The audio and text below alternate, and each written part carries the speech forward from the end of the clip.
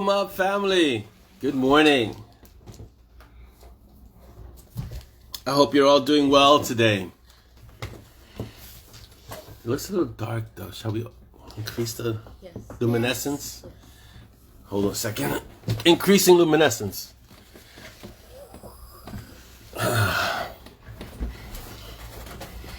That's better. Let's see who's here. Oh, there are people here already. Awesome. Not yet. Not yet. Wait. We're getting everyone a chance to come in. Hello, Audrey. Good morning. Hello, Jeanette. Good morning. Early morning. Paige. Hola. Hello.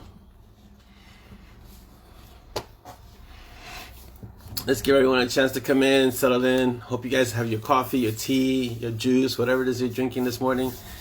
Hello, Tammy. You're off work. That is excellent. Hello, Dan. Good morning. Linda. Good morning.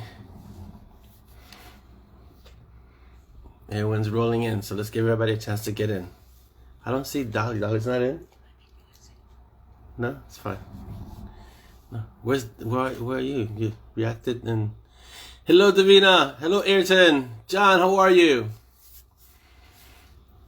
Very large mug of coffee, yes. This is my usual. I'm back to my usual mug. Hopefully you all have your large mugs of coffee. Oh, hello, Dolly. Haven't seen you in so long. Rob, how are you? Jasmine. Hello. All right, you ready? So let me start. So first, you want to say hello? Really? Come on in. Say good morning. Hi, good morning. Welcome to episode 48. Right? Of what? Of your face? Episode 48 of me, of Mob TV. Thank you. Fantastic opener. Hope everyone is doing well. How's everyone today? Hello, Heather. Welcome. At some point, I was telling Chris that she's gonna end up the opener is gonna end up doing the entire show at this point. Eventually. I hope you're all doing well today. So let's start the shout outs. Shout out to everyone on YouTube. Hello, YouTube family. Yeah, Ayrton says Z. That's right. That's what she goes by, Z. Hello, everyone on YouTube. Just thank you for being here. I know you guys are all over the place, but thank you for coming on. Hello, Jasmine. Craig el Dragon. Everybody knows. Only Craig knows what this means. So yeah, welcome to everyone on YouTube. On Instagram, I haven't posted much on Instagram so lately, but I'll keep doing it. So follow us on Instagram. We're at Bitten Peaches. So follow us there. ZAZZLE, I know, has been a little bit kind of quiet because Dolly's been smacked those allergies, but she's getting back on track. Yeah. There you go. Yes, Davina. If Z does the whole show, you'll have to let Ayrton take control. So prepare. So follow us on. Go to M&S or ZAZZLE or Swag Store and get your stuff there. There's still a bunch of stuff. Dolly can take a break for like a year, and there's still so much on that store. Stacy, good morning. Joy, good morning. Patreon. So I think what I'm gonna do is one of those character interviews for Patreon, but you're only gonna be able to read it if you're on Patreon, if you're a patron. So I should be working that over this weekend to create that. John, welcome. So I'm doing that and our e-newsletter. So we'll have a newsletter out this month, May, because we'll have Requiem coming out later on. So I just want to keep it up to date with what's going on. So I'm trying to at least do once a month, but it's been crazy. So this month in May, we'll do at least one Bite of the Peach newsletter. That's what it's called. And let's see. We're on BookBub. So follow us on BookBub. We don't have that many people following us on BookBub. So try to see if we can follow us on BookBub.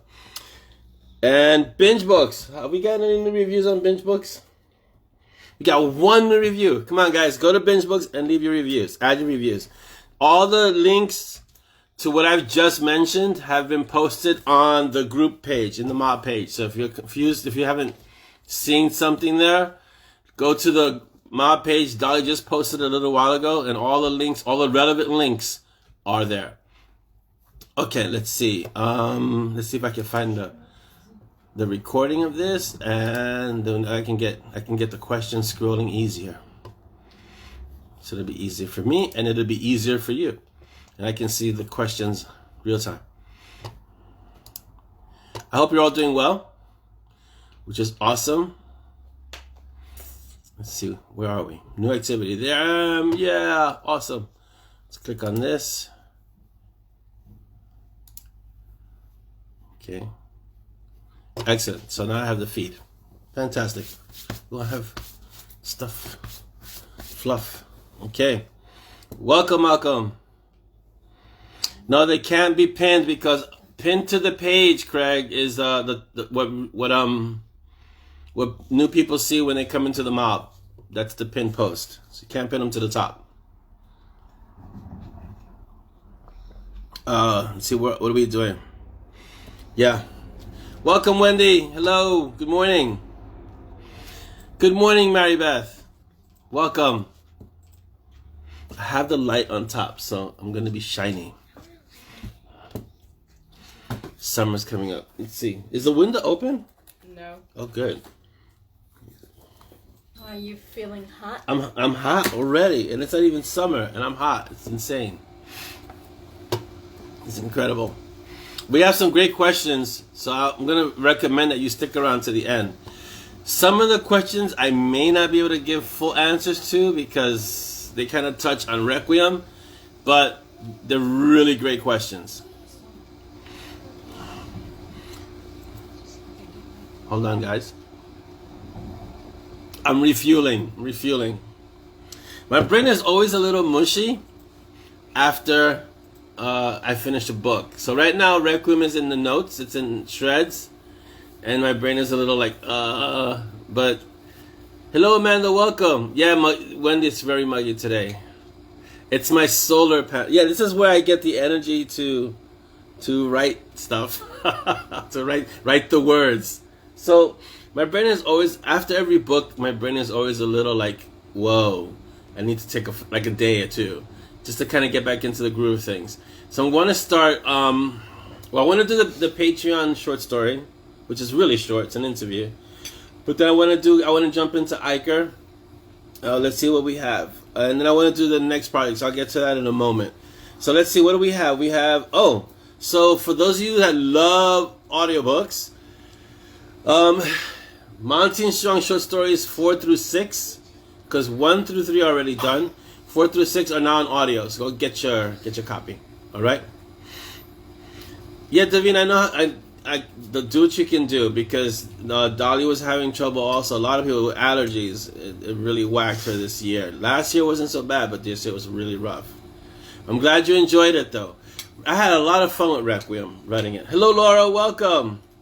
Yes, Jeanette, schnick is the typical shred sound. That's the trademark shred sound.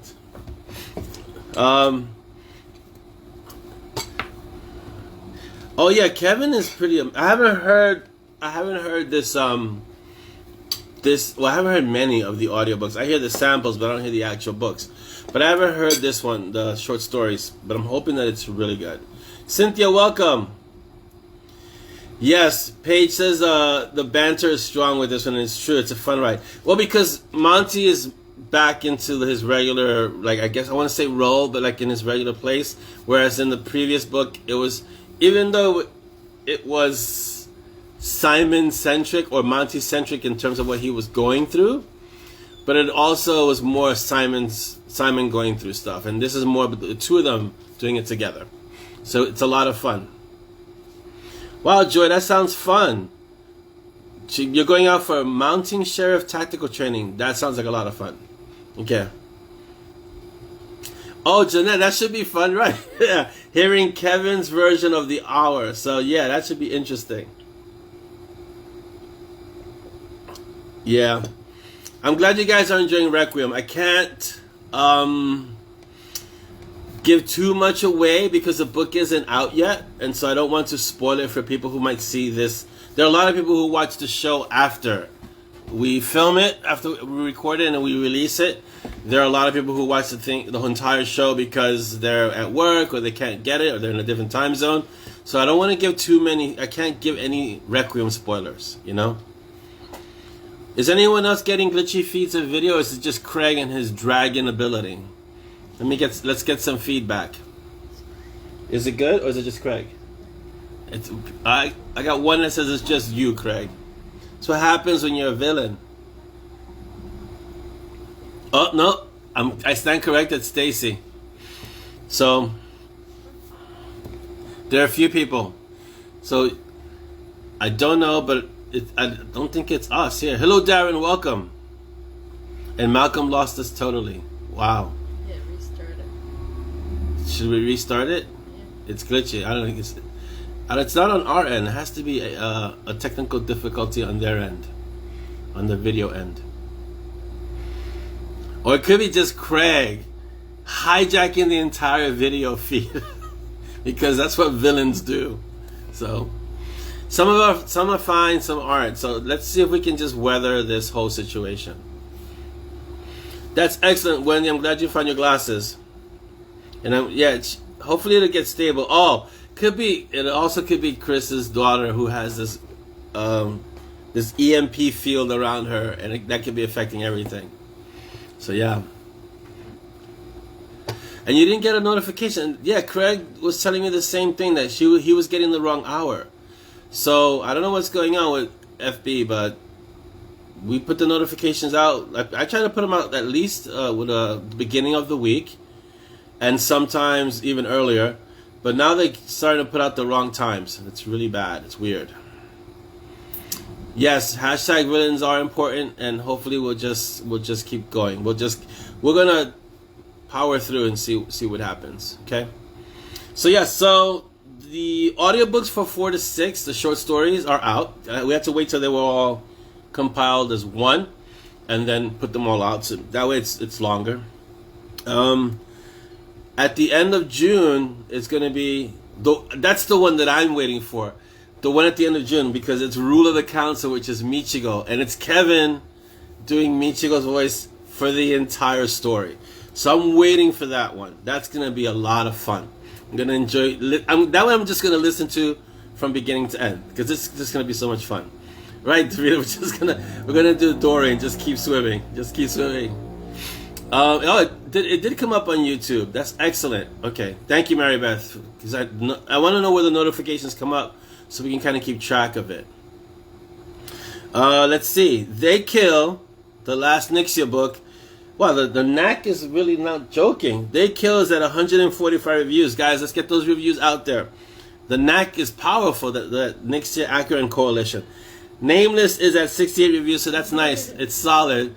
But I don't know, the Sepia Blue Coalition is and the knack Coalition is like, yeah. So Requiem, okay, so let me give you some Requiem updates. Requiem is done. It's being shredded. The first phase of the art closes on Sunday, so that's for the supernatural readers, right?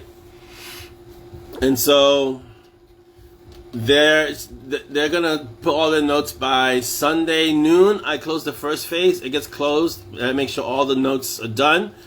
I send it off to the other editor. She shreds it again, and I get it at the end of next week. And then it goes out live, I believe, on the 23rd or the 24th, which is next Monday. So next Monday, latest, it should be out for everyone. And like always, it'll be 99 cents the first day.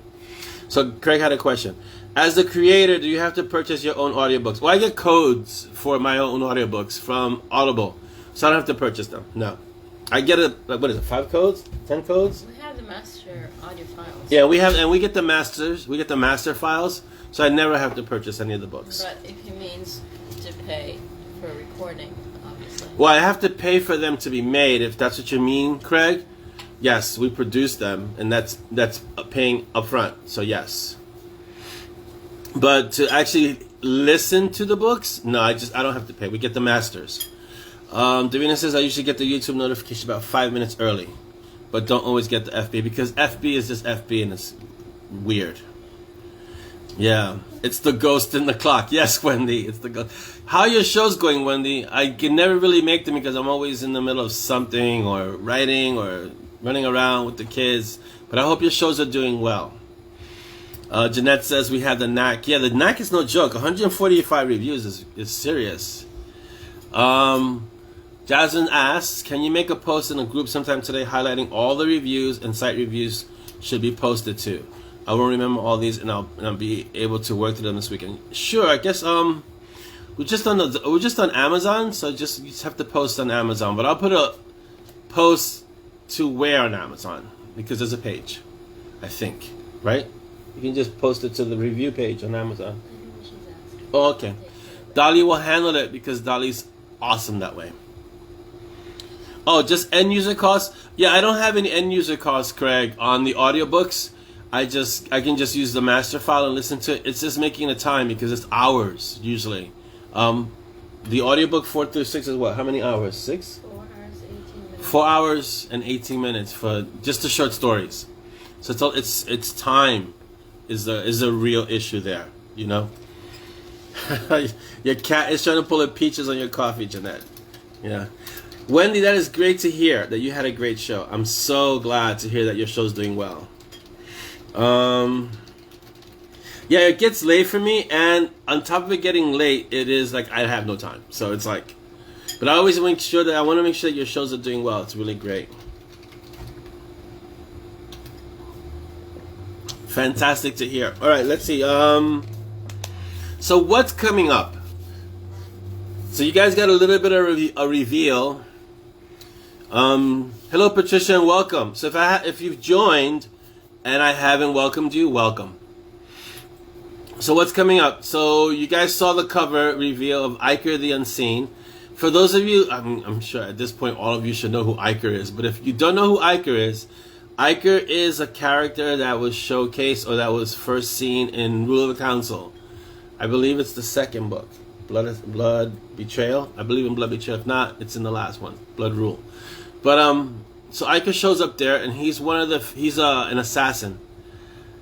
Oh, that cover is amazing. That's the range Doctor Design making those covers. So Iker's an assassin that faces off against Michigo and manages to get away alive, which is a rare thing because for both of them, for victims of Iker to escape alive is extremely rare, and for Michigo, whoever she faces, is very rare they escape alive.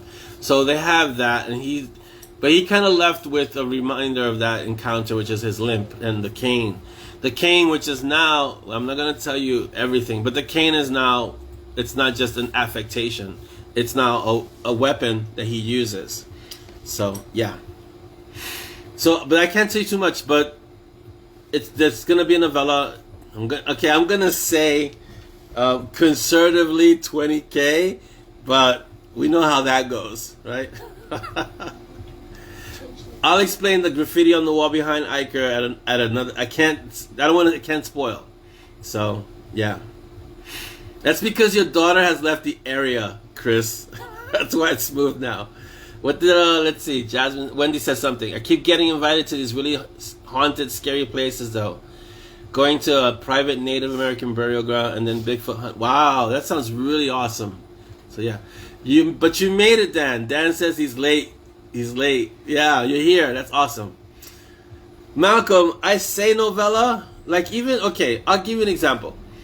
Requiem was supposed to be 50K. And when I have this program that I use called Pacemaker, a lot of authors use it. And basically what it does is just gives you like a word quota. You could set it up so you have a word quota to shoot for every day, right? So I have 50K. I'm like, okay, this book is going to be 50K. Yeah. And it gives you a framework, right? I was able to have a framework to work in. So I know how many words I have to hit kind of every day. But then once I pass the supposed word count of 50K, I'm free falling. It's just the story's like, we're going to do what we're going to do, and you're going to write it down and deal. And so I start with a parameter, right? 20K for a novella.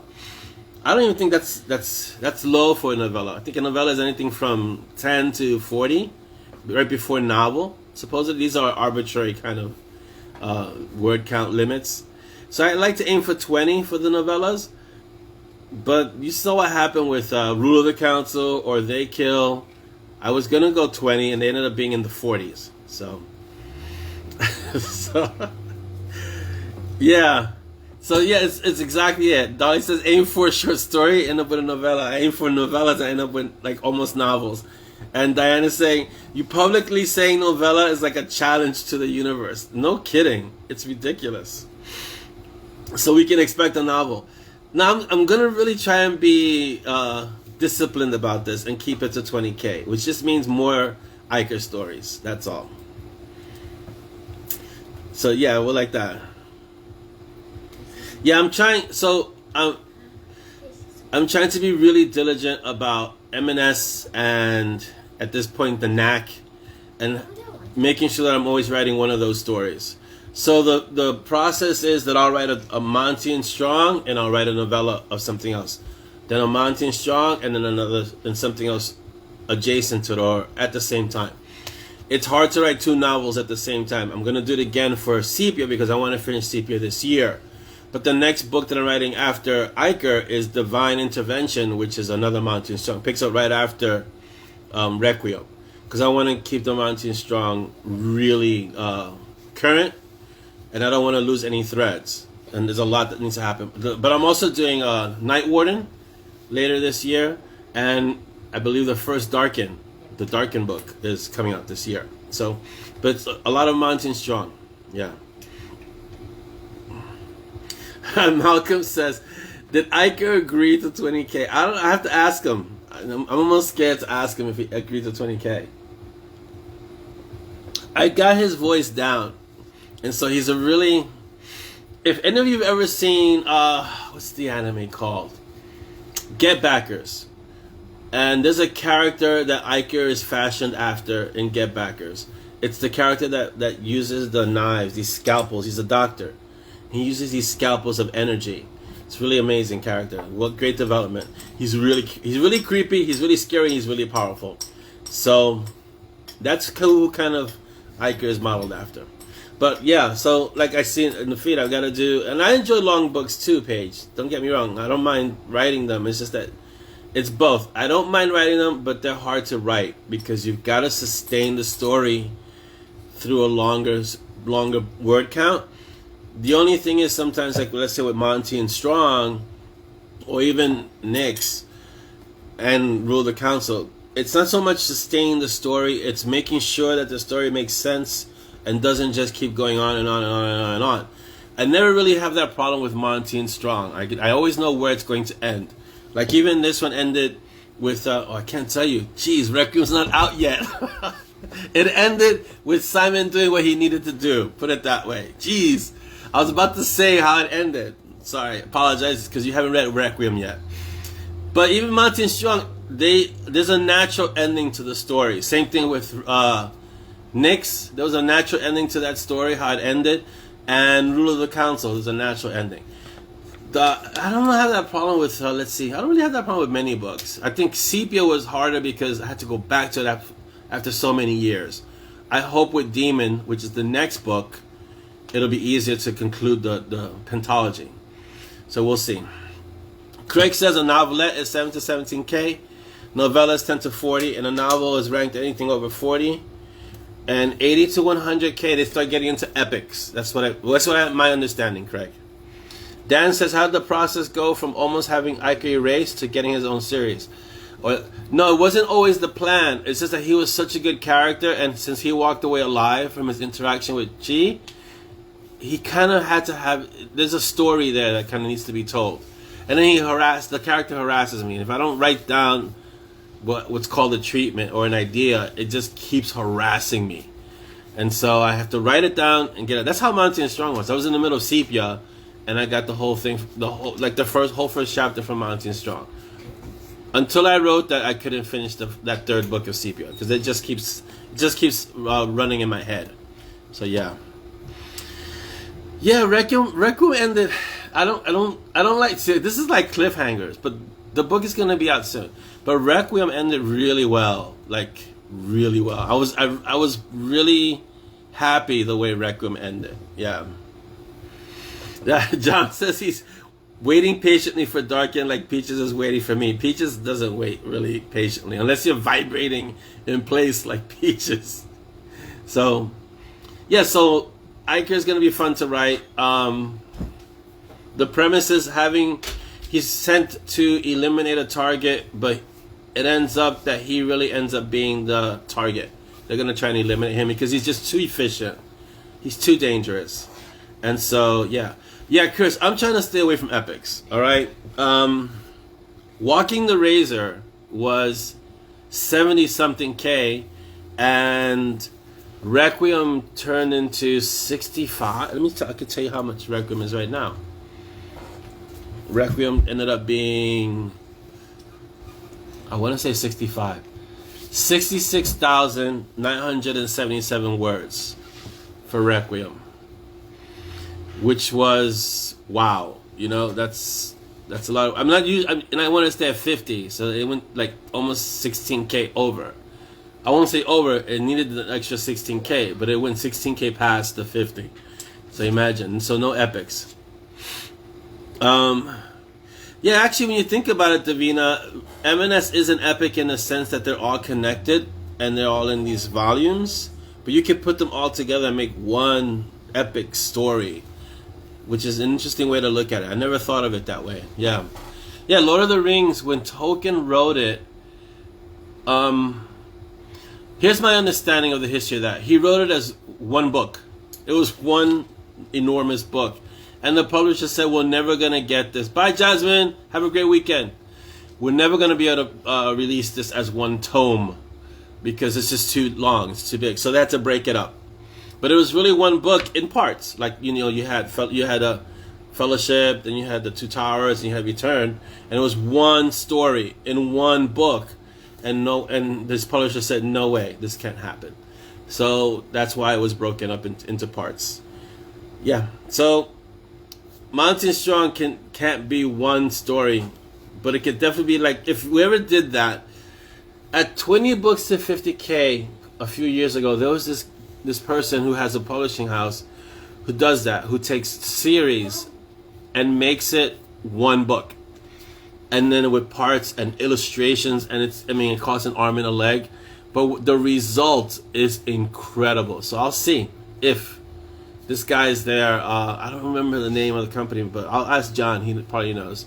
I'll see if this guy's there when I go back, and see if he could what it would cost to do that with Monty and Strong, or maybe the first 30 books, and then do it that way. So, Lord of the Rings is 175K. Yeah, it's long. It's an but I know single books that are that long, like 120, 150K. So that's long. That is a long book. I mean, but Tolkien just takes you on this amazing adventure, which is incredible. Jeanette says we're at 102 named characters in the M&S world. If I had to take a quiz on what the 102 characters were, I think I'd fail halfway through. This is so many of them. So we'll see. And I'm introducing more. So Craig knows what I mean when I'm introducing more. So, yeah. So Davina says M&S is totally one story. It's the story of what Hades is playing at. Yes. Actually, that is one of the underlying threads of the M&S world story, because Hades is very, very much a puppet master there, preparing them for something later on that you start seeing. Let's see, it starts really after Requiem, after Divine Interventions, when you start seeing this kind of book leading into book, leading into book, leading into book, but they're all connected, really connected. Yeah. Oh, you can always do that, John. Post a picture of a mastiff drooling to convey how you feel about Darkin. Post away for sure. Hello, Helen. Welcome. So yeah, the next. Let's see. Requiem is 13. So 14, 15, 16, 17, 18, 19, 20, and 21 are going to be really serial. Like it's like one book leading into the next book, leading into the next book. Not cliffhanger style. They will be ending, but there are going to be a lot of threads open at the end of each book that feeds into the next book. So that's going to be fun. Yeah, it's still one story, Davina. It really is. And so there are threads from the first story, which is why did Hades give Simon peaches? So you got Hades, you got Shiva, who made an appearance in No God is Safe, but hasn't really appeared again. Kali has made her cameos here and there. Don't forget you have Norse involvement somewhere behind the scenes because Valkyries were lent to Hades. That he had, you saw them appear in his office a few times. Don't forget Ezra, which is always in everything. It's yeah, interesting. But it's all tied together, which is the great thing. Yeah. 21. No, I'm sorry. 21 is just for what's happening. It's actually going to say 21. Let me see. 22, 23, 24, 25, 26, 27, 28, 29, 30, 31, 32, 33 is what's outlined right now. 33 M&S books. All next year, pretty much is M&S. And then we'll see after 33 books, because that's an awesome number, 33. We'll see if we can end it. I don't know if we can ever end it. I don't know if I can start training the Valkyries and the Warrior to start writing, whichever one has a propensity for writing, and get them to continue writing M&S. But currently we're at 33. So yeah, it's a lot. It's a lot. 33 is a lot. Davina wants to know, why did she give Edmund salt? I cannot tell you right now. I'm sorry, Davina. But there's a reason behind it that's alluded to at the end of Blood Rule. Remember when she's meeting with her teacher, and they had contingency plans in place for that. So,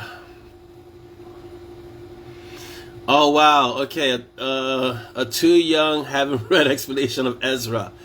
Ezra signifies the ending of all things, and so every character, I think he describes that really well when he's meeting with Simon and Hel, especially when he's meeting with Hel, not Hel the place, Hel the goddess, and he's explaining to her that eventually everything meets him. So he's the ending of everything.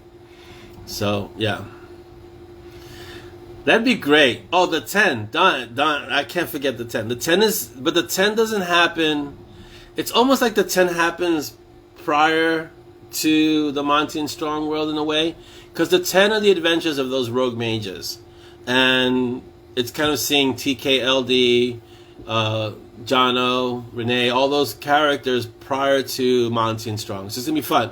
It's like an adjacent storyline to that. Yeah. I hope that answered the question, Davina. Let's see. I'm sending a level 7 Clint at the end. Okay, 33 books is a lot of books. We'll see, Jeanette, if I can still write after 33 books. I can still write M&S. My only concern, I don't think it'll ever be an issue, but my only concern is not having any more M&S story to tell. And when that time comes, I'll know and I'll stop. So, yeah. We'll see. But for now, it's like there's so much to tell. And not only that, M&S has mushroomed. So there's so much that comes out of that world. So many different stories. So even this morning, because I'm writing, the interview that I'm writing for the Patreon is an interview with Ursula. Those of you who remember Aftermath, the one who she has the hammer. And I'm reading that story and it's like, whoa, this is an entirely different, it's set in the M&S world, but it's just an entirely different group doing an entirely different number of things. But it came to fruition because of M&S. It's amazing. So we'll see. Exactly, Malcolm. Ezra's the one person everyone meets at least once, and he has the last word in every conversation in life. That's who Ezra is. Yeah. No, not that Ezra from Star Wars Rebel. Different Ezra. And no blowing them up. No, and mind you, 33 books is a few years from now, right? Because it doesn't, I mean, I write fast, but I don't write that fast. But you're looking at least maybe 2 years, 3 years from now. But if I do end it at 33, which I'm not saying I will, I have the feeling that I won't, it would be a great ending. It wouldn't be an ending like blowing up everything. Although I have threatened, look, when I'm in the middle of a story, I tell Dolly, and then the meteorite came, the asteroid came, smacked into the planet, the end, you know? That's only when I'm in the middle of the story and I have a particularly thorny problem to work through, I'll say things like that. Yeah. No, not the ending to Blazing Saddles, John. I like to think that Ezra, for me, is kind of my homage to Sir Terry, because I love Mort, and Sir Terry's death was so well done. I mean, everything Sir Terry did was well done. So, has anyone read Nation by Sir Terry Pratchett? Because I hear that it's supposed to be his best book. I've never read it, so. Would Simon heal from the meteor? It's possible, because we haven't been able to kill him yet. I haven't watched Bad Batch yet, Craig. It's on my to watch. I just finished Invincible, which was whoa. That's not for kids. Invincible is like whoa. And now I'm gonna start watch. I've watched a few episodes of Yasuke, which is really interesting. So let's see. Would Simon heal from the meteor? Probably. Dex would see the meteor and blast it. Yeah, he would just stop it and reduce it to ash or something. You gotta break the fourth wall. I don't know. I'm not gonna break the fourth wall. I can't break the fourth wall in Monty and Strong. There's no exit. Yes, Malcolm. There's no exit from M&S. And yeah, I like Ezra as a character, because you have to understand he's not really. Oh God, how to explain Ezra? I mean, yes, he's death. He's somewhat, I would say, he's omniscient. He's omnipresent, probably omnipotent. So Ezra is like the most powerful character in the M&S world. Period. So yeah. Oh, Invincible. Yeah, the one with that's what I was watching, Malcolm. I finished it. It's only 8 episodes. The one with J. Jonah Jameson. Yeah. Okay. So like I was saying in the mob, the actor who does the voice for Nolan Grayson is J.K. Simmons, who played J. Jonah Jameson in the Spider-Man movies. So and the character that's drawn in Invincible looks like J.K. Simmons. So it's amazing. Yeah, and J. Jonah Jameson. So, what does Janessa say? I like the fact that Simon also doesn't mind just going to see Ezra, as Callie put it. You're strange. He is. It's hard to explain.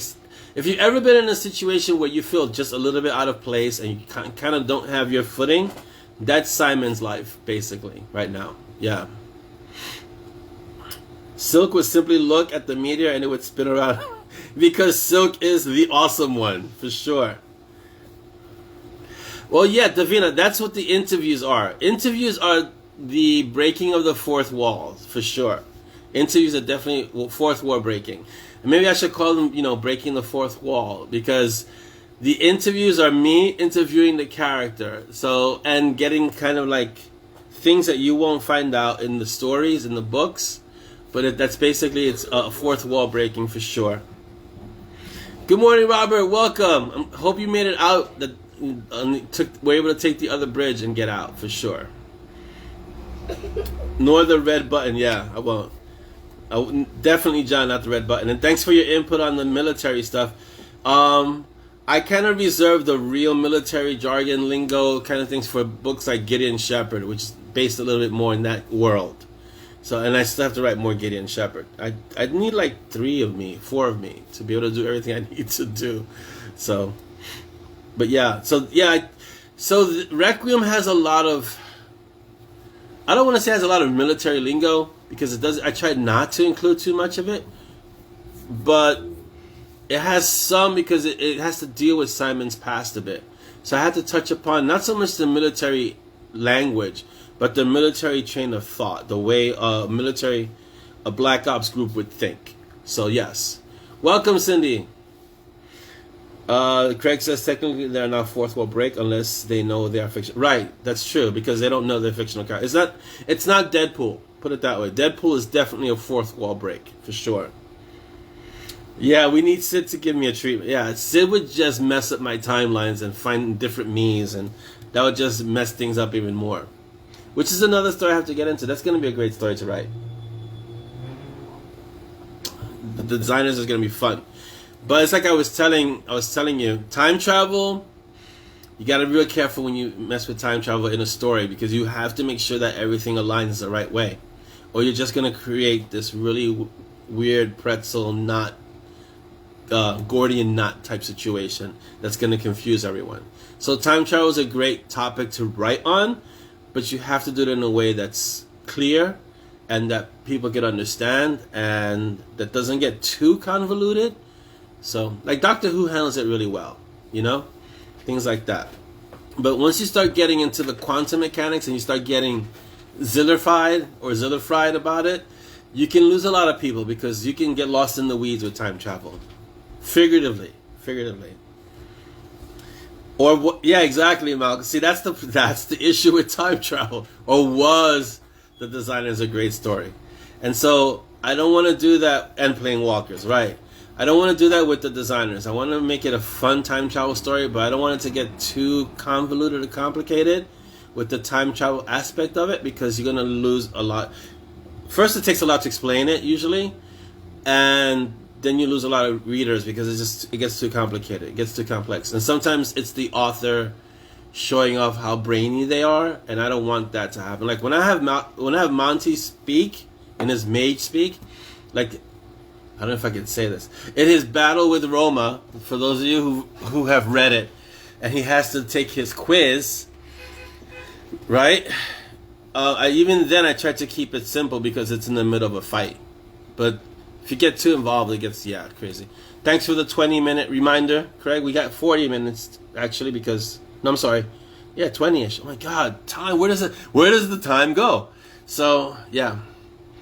So, Jeanette says time travel is something I'm going to try. Yeah, you want to... When you write a time travel story, you want to be clear about it. That's all. Be clear about how you have time travel. Be clear how it affects everything. The reason I can have the time travel within the Monty and Strong world is because Sid is very much like a Watcher's character or Stan Lee. He could be everywhere. And so he could pop in, pop out. He helped Simon at some point, but he helped Simon because it aligns with something else later on that'll be revealed in another story. So it's just a matter, you have to keep everything present, figuratively. And so when you introduce time travel into the story, or parallel universes, which is a little different, you have to keep it straight, and you can't confuse your reader. That's the most important thing, you know. Bye, Stacy. Thank you for being here with us, and have a great weekend, Stacy. You're just as awesome. John says it's easier when you just let it be and accept that it is confusing. It is confusing. Time travel. I've studied quantum mechanics, quantum physics, and when you get down to the quantum level, and you're talking about spooky action at a distance, and like the conversations that I've had with Ziller, with Jim, the actual Jim, I mean, because I had to get into that for the Dread Warlock, into time travel and faster than light travel and the engines required for that. It's a lot of material to read and study. It gets really confusing. It really can be. So you have to kind of break it down and make it simple, you know? So Malcolm says, where does the time go? You borrow it from here to use when writing. Sid keeping your track. Yes, exactly. Jeanette says we keep asking questions. Exactly. You just keep asking questions. That's it. And all time is now. This is true, Malcolm. Yes. Ziller Fried is Tammy's for sure. Yes, Ziller Fried for sure. I always try to give props where props are due. So that one's definitely yours. All time is now, and now is me. Yeah. What is this? Anthony says time travel and quantum entanglement would be some truly brain. Yes, and I'm going to deal with it in the Designers, but I have to deal with it in a simple. So it's going to be like quantum mechanics for dummies kind of thing, because I have to really simplify it so that I could understand it, so then I could write it so that the readers could understand it. So I'll touch upon it, but I'm not going to break into it in such a degree that, you know, it's not going to be, what is it, like The Martian. The Martian, that story was really heavy on the science to such a degree that scientists and actual physicists read the story and they were agreeing on how well it was done. But the guy knew what he was doing. I think he has a serious science background. So that's why The Martian did so well.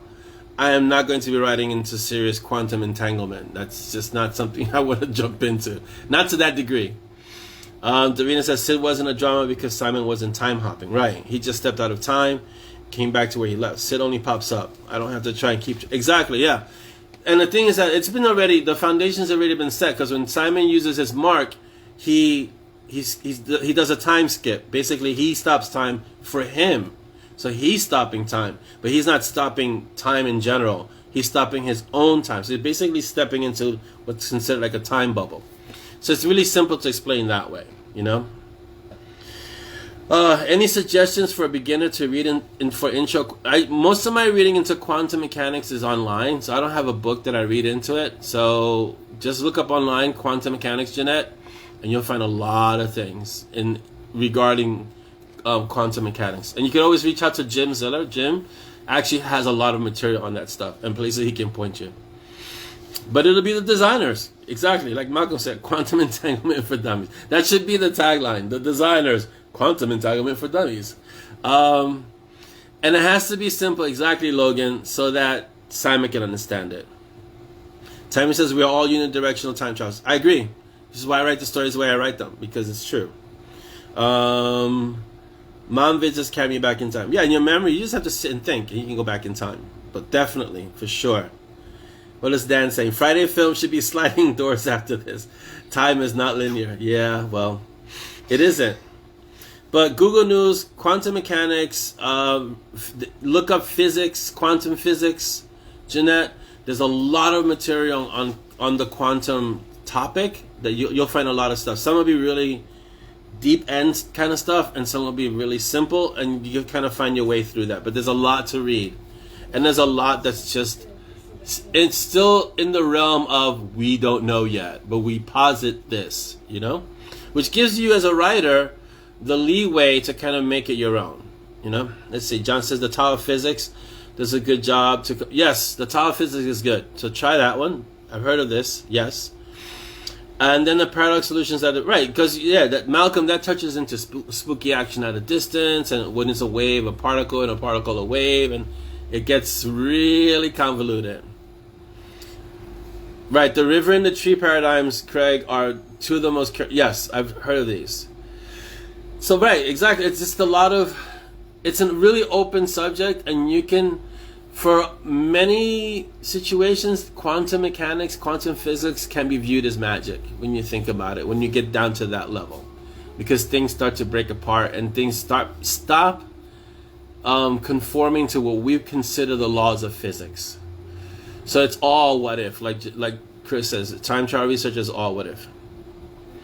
Right, and it's like Malcolm saying, it's pure mathematics, which is a magic all unto itself, which I try to explain to my kids. A lot of the little ones love math, but there's a magic behind math, right? The numbers and things like that. And that in itself is a rabbit hole that you could spend your life going into. But there's also the time travel research. You can end up in a real rabbit hole if you're going to do all that. So that's why you want to keep it simple, for sure. Let's see what else. There's links. There's a lot of links, I'm sure. Before PTSD meds, I love diving into quantum mathematics, and it can really help you, actually. It really can. Anthony says, grabbing Schrodinger's tiger or tail, or in Peach's view, the meat both exists and doesn't exist until it's eaten. That would be Schrodinger's view, yeah, right? Davina says, I like Thief of Time. If anything doesn't make sense, it's because time broke, and when the history monks patched it, they couldn't do a perfect job because they're only human. And that's a good way of explaining a really complicated problem, right? They patched it, but they didn't patch it correctly, or there's something slightly off because of human fallibility, right?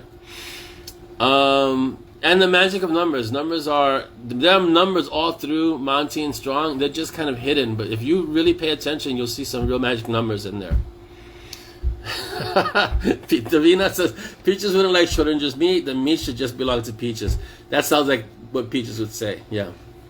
Number of the Beast. I haven't read it. I know it's one of Heinlein's really great works. I haven't read it, but it's on my TBR, and so there's so much to read regarding time. Sci-fi is fantastic for time travel, obviously. When math gets to the point where it's all variables and constants and very few algebra numerals. Yes, John. People get lost there. My advanced calculus was at some points nearly mystical, because it was just, this isn't even math anymore. What is this? Because you could get to the right answer different ways, and there was more than one right answer. We're like, wait a minute, that's not math. That's not what I was taught in math. There's only one right answer. No, it's different right answers. And like, okay, so now you're going into theoretical things, you know. Scarlett, welcome. Oh, okay, let's see what else we have. Because we're almost at the questions, and the questions are really good, and we got a few of them. So we should start the questions, shouldn't we? What do you think? I think so. Okay, let's get to the questions. Let me find the questions. Boom. Questions are here. Or not. Oh, here they go. Okay, questions. So let me give you a caveat. Some of these questions I can answer, some of these questions I cannot, because they deal with Requiem. So I apologize beforehand. Alright? Here we go. And if you want to keep talking about math and quantum mechanics, feel free, because it's that kind of subject. Alright, question number 1 from Helen Valentine says, are we going to get a book about Roxanne, her history, etc., where she came from, how she first met Monty and Simon, how she came to be at Haven? I'm reluctant to write a book about Roxanne for, I don't know why, but I'm reluctant, but I'll consider it. I don't see it. There's no calling for me to write a book about Roxanne, even though she's an amazing character. I have to see what's going to happen between Monty and Roxanne before I even consider writing a book about Roxanne. So we'll see. I'm going to leave that as maybe, because that dynamic you got to read Requiem, but the dynamic is shifting. So once you read Requiem, you'll see why I'm saying maybe. But it's a great question. Thank you, Helen. Next question from Audrey. Orlando, have you ever considered writing under a pseudonym? Why or why not? It's too much work. Unless I wrote something like erotica, maybe I would consider a pseudonym. Maybe. I don't really worry about how people perceive me as a writer. So I would write erotica under my own name, and people can deal with it as they want to. But it's just too much work. It's like you have to create it's a whole persona, and it's work. I have enough dealing with just being me as a writer. So it's like it would be too much work to write under a pseudonym, I think. So no, I haven't considered it. I have considered it, but I haven't taken it on yet, unless I write something that I need to completely separate from what I'm currently writing. Then I would do that. Audrey wants to know, for Dolly, what was the best gift you have ever received? One that makes you smile years later. Dolly, you want to tell me and I can tell them, or you just want to say it out? It won't be the disembodied voice. Swim classes when I was a kid. She says swim classes when she was a kid was the best gift she ever received that makes her smile years later. Swim classes. For the Valkyrie, where's Z? Z! What is your favorite school subject? Recess. Recess. That's not Recess is not a subject. What's your favorite school subject? Is it math? No. Math was like, math? Yeah. Science. Yeah. Science? Yeah. You sure? Yeah. Science is a favorite school subject. Right after recess. Okay, let's see. Jeanette asked some awesome questions. Let's see. Question 1. How long has Simon known about the supernatural world? Let's just say it goes back to his Shadow Company days. I can't say much more than that because it's going to come into play later on. But let's go say the reason he's in Shadow Company is because he was aware. Okay, I think I could say that without it upheaving the world. In Requiem, Roxanne comments, I can't because even though that was in a snippet, it touches on. So he's been aware for a while, but I can't touch on Requiem comments. Let's see. After Requiem, for the next mob, we can definitely answer that question. Let's see. We see different elements in the magical system of M&S. We know mages are bucket heads. How do sources work? Ooh, no, can't. That one I can't touch yet. But I will explain it, but I can't touch it yet. Let's see. Alongside that, we have reference to some of the gods being powerful magic users, right? Like Kali. Are all gods magic users? No, but they can manipulate energy, but they're not all magic users. Can a mage become a god? It's unlikely because it requires way too much power and a whole different being. So I don't think they can ascend to godhood through power alone. Or is it only possible if godhood is coffered like with... Yeah, I think it's only possible The same way Simon is immortal because of what Kali did to him. That would be the way, I think, to bestow that kind of power on a mage. To, let's say, make him a god. That would be the only way I think it could happen. But that would be the only way it could happen in the Monty and Strong world. I don't think it's the only way it could happen, but it's the only way it would happen in this world. Because it just requires such a paradigm shift. Even Dex couldn't become a god. So, you know, he has a healthy fear and respect for the Morrigan, and he's really powerful. But the Morrigan dwarfs him. As you saw, I'm not going to say anything else. Okay, it's hard talking about things when there's a book just about to come out that touches on the topics that we're discussing. But yes, if you still have any questions and you were part of the art and you want me to answer them, PM me and I'll answer them. You know, I have no issue answering questions when it doesn't give spoilers. Mel, welcome. I know you belatedly came in, so hello, Mel. Agent likes maths and science. That's awesome. YouTube, do you ever do live book signings? Due to COVID, there have not been any live book signings, so I have not had the opportunity for live book signings. 20 books, 50K in Vegas. They have a day and a section for live book signings. I didn't really sign up for it because my readers have such access to me that I can always provide them with a signed copy if they really wanted one. So I don't really do live book signings. There hasn't been a demand for it from my readers. Yeah, see, like Cynthia says, Dex's God would be scary. That would be dangerous. The power but no godhood makes sense. Yeah, in London, Simon could have become as strong as a god, but the Morrigan didn't say he would be one. Right, so he was offered that power and he refused it because of his experiences with gods. So that was one instance where he could have said, I'm going to be as strong as a god, but it didn't mean he was going to become a god. Yes. Would the child of Dex and the Morrigan be a demigod? Yes, if they ever had a child, Anthony. Right, because it's like a Hercules thing, right? If a god and a human has a child, the child is usually a demigod. So, yes. Very nicely touched. Yeah, Malcolm. See, I wanted to actually answer. I can't, Malcolm. It'll give away too much of Requiem. Davina says, what's the actual difference between a god and an uber-powerful mage? Not like their DNA. In practical terms, it's magnitudes of power, basically, Davina. Like even, again, a Requiem spoiler.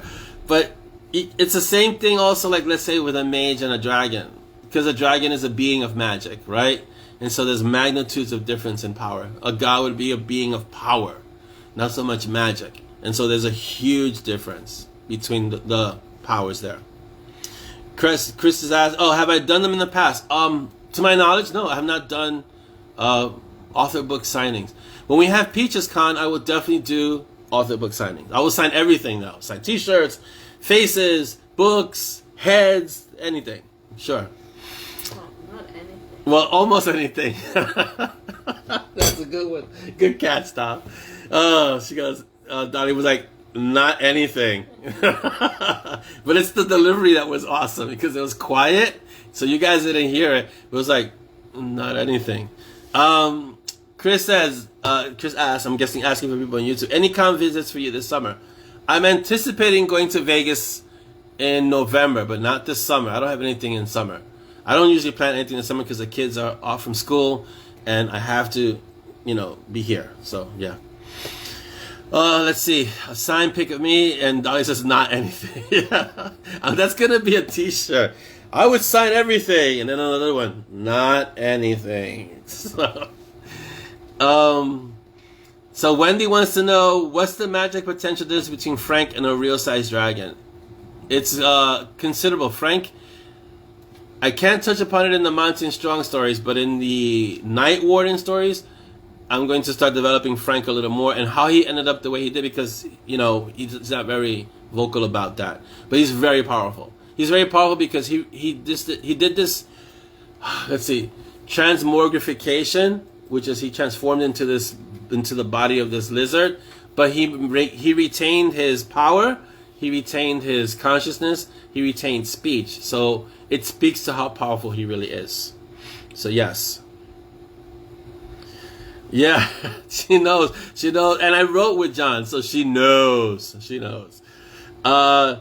Anthony says, are the gods afraid of Ziller? No, the gods aren't really afraid of Ziller, but they respect the fact that he has that much knowledge, because Ziller's powerful as a mage, but he's also powerful because he contains so much knowledge.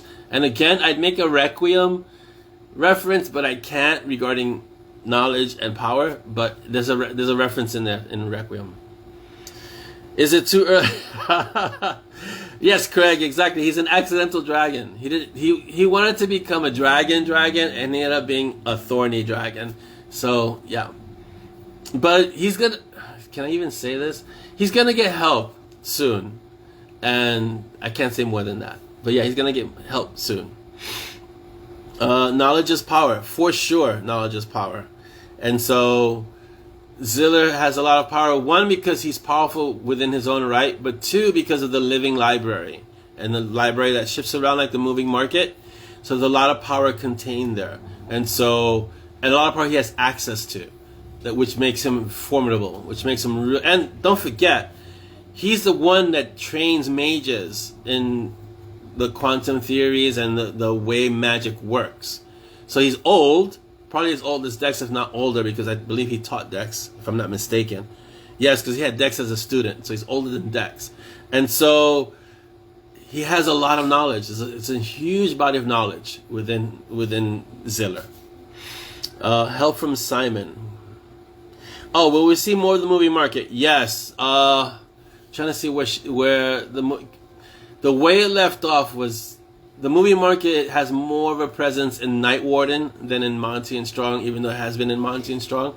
So we'll see. It might pop up somewhere else in a different story. We'll see. But yes, there's a little bit of unresolved issues with the moving market that need to be resolved.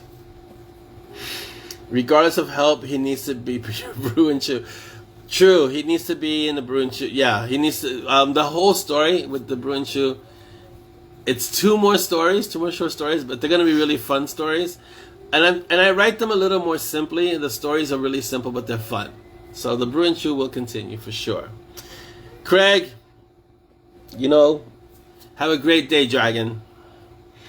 Let's see. Help from Simon. Which would be, an awkward conversation? Yeah, no. He's not going to get help from Simon. Simon wants to basically squish Frank, because of the influence Frank has on Peaches.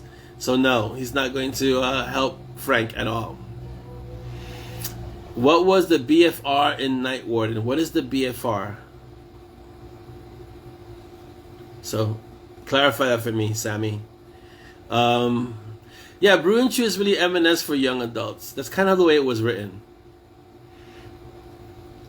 I'm still... What is a BFR? That's what I'm not understanding.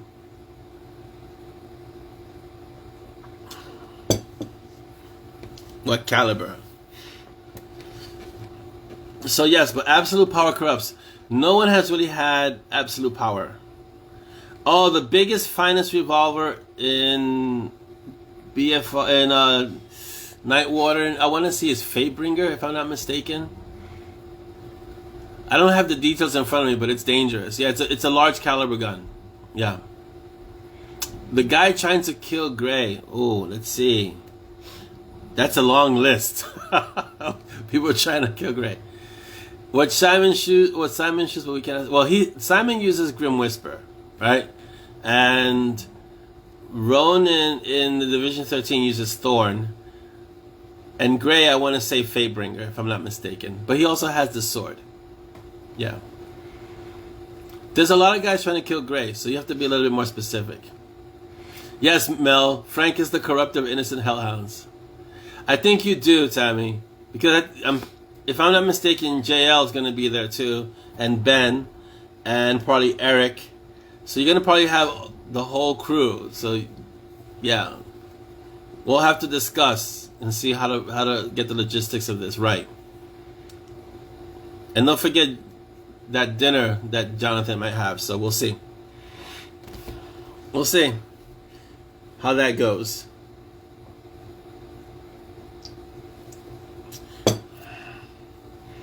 Where would Nyx's gun fall in that? Oh, Dark Justice?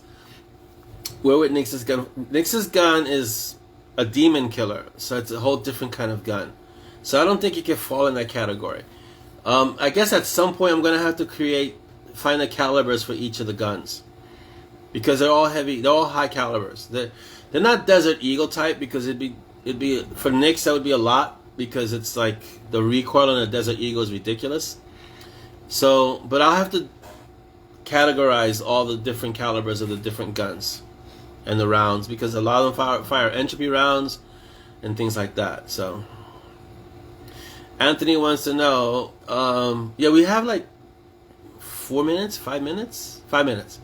Anthony has to, is it just me, or all of the romantic relationships have a hint of potential homicide? Yes, all of the romantic relationships have a hint of potential homicide. This is true. You can, it just says we don't say hell. You have to say heck puppy. You can definitely say heck puppy when you're speaking to Ayrton. Yes. No, it's not just you, Anthony. How do I explain it? Someone in the last shred was saying that the relationship between Roxanne and Montague was getting a little tired and needs to move on or something, or needs to come to some kind of resolution. No, it doesn't, and it's not. But it may feel that way because it's not progressing in a way that they may be used to. Could be that way. Could be that. But that tension has to be there for a reason. So, yeah. Let's see. Yeah, but because the women that I write are strong women. So they're not damsels in distress. And I've never written a damsel in distress. So the women that these characters are involved with in, let's say, relationships are dangerous by design. And so you cannot just assume, you have to tread lightly, and you have to be careful about how you treat the situation. So yeah, there is a hint of potential homicide for sure. But like Tammy says, yeah, they're written like life. You cross a woman enough times and you may find yourself in a potential homicidal situation. So yeah, it can happen. Right, damsels of distress creation. Yeah. Or damsels that cause distress, for sure. Right, so look, I've had the call for when, again, I can't, it's Requiem, sorry. When is Monty gonna deal with the whole thing with Roxanne? When is Simon gonna deal with Michigo? And when is that gonna be resolved? I'm gonna tell you the answer now. Never. Sorry, this is the way life works for them, you know? And so it's not PNR. There's no romance in that sense. There's romance, or there's tension, I guess, romantic tension, but there's no romance that way. And so it'll just have to be what it is. That's one of those situations where we just have to be what it'll be what it is. That's it. And yes, I'm squirming, because when it comes to romance, it's the one genre where I'm like, ugh, I can't go there. Can't. So, yes, I agree. All women are dangerous. That's never going to happen, Dan. That's a good way to get himself eviscerated. So, yes. I'm not saying that. Oh, yeah. Like John's saying, are you saying the women are like, all women are like weeping angels? Yeah, I wouldn't say that. No. Davina says, my husband, yeah, no romance is ever settled. This is true, Cindy. It's never settled. It's paused, okay? Davina says, my husband says he would never trust with actual power. He knows him and Ayrton would be safe. But he has concerns about the rest of the world. And those are healthy concerns, I think, for sure. I'm of the mind that if you give women that much power, the world will be a more peaceful place, because most of the wars, even though they say women have caused wars, most of the wars are caused by men on this planet. So women maybe just don't have the time for that kind of thing. So it's, that's my opinion. This is not to say women aren't dangerous. If you ever study matriarchal societies, they can be really dangerous too. you know? So it's a balance, right? Men always have that kind of something to prove thing, which escalates, and that's why we end up with wars. And women can be very territorial and to protect what's theirs, and that's why they may sometimes go into those kind of conflicts, you know. Oh, let's see. Anthony says a short story idea: M&S on a double date at a major's ball. No, that ball would not last very long. Let's see. Jeanette says, as someone who reads a fair amount of romance, I love the fact that both Monty and Simon have what feel like real relationships. Yeah, and that was what I was trying to convey when I write Monty and Roxanne's interaction, or Simon and Chi's interaction. I try to keep it as real as possible. Obviously, it's real from my point of view, so it's my reality. But I try to keep it as real as I can for the characters without it becoming over-the-top romance, you know?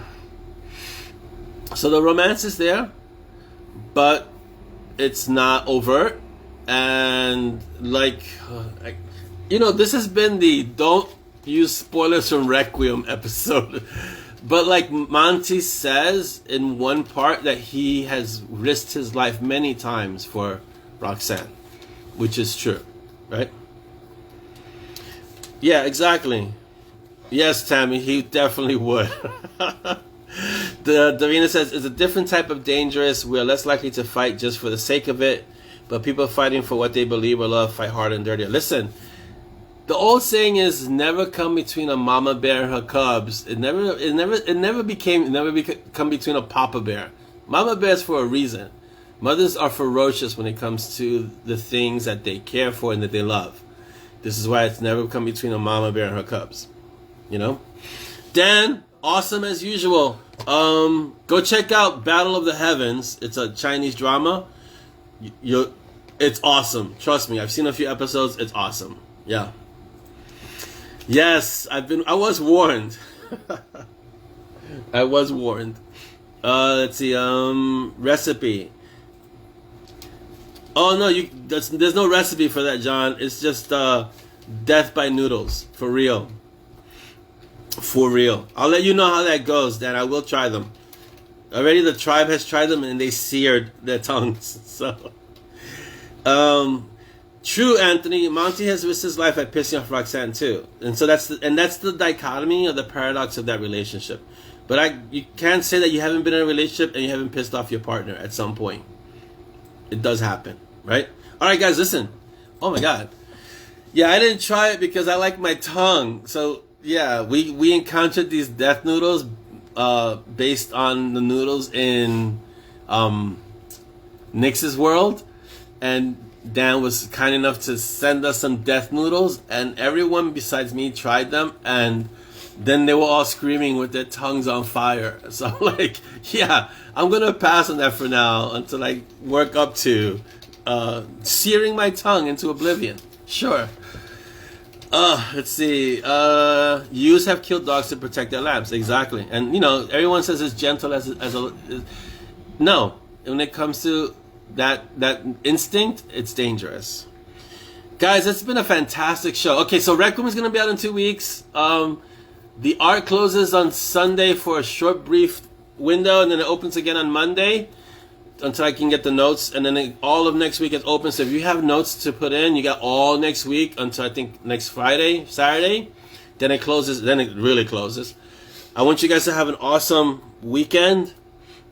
May 25th, I think we'll have a Mob TV before then. But May 25th, I'm with Binge Books. We have an author chat. I don't know what that's going to be like, but I guess I'm going to be something like this with a Mob TV, and we talk about, Tomb Yards and Butterflies and M&S.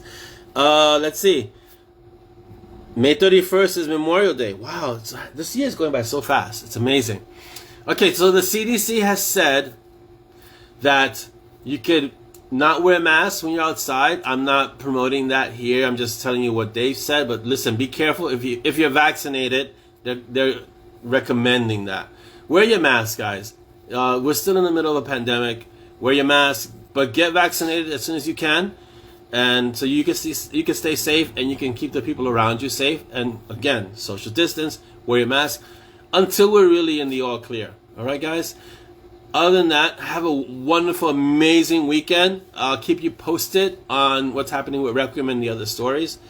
Let's see, they told Aiden I would burn the world to ash to keep... Yep, that's pretty much it. That is the sentiment that most moms have. They would move heaven and earth to protect their kids.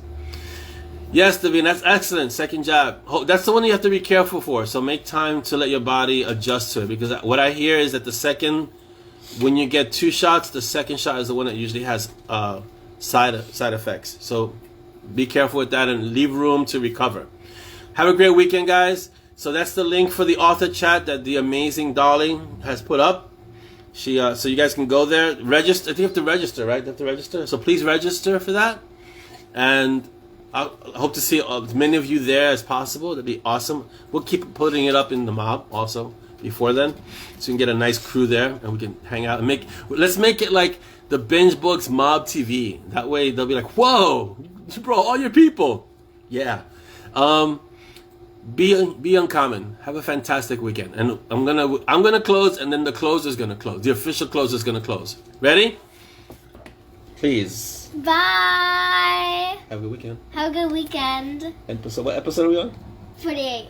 Episode 48 of the what? Mob TV. Just your awesome face. Yes. Guys, have a great weekend. And our next Mob TV will be in 2 weeks. So not the 21st, but the 28th. So I'll see you then. And be uncommon, guys. Bye.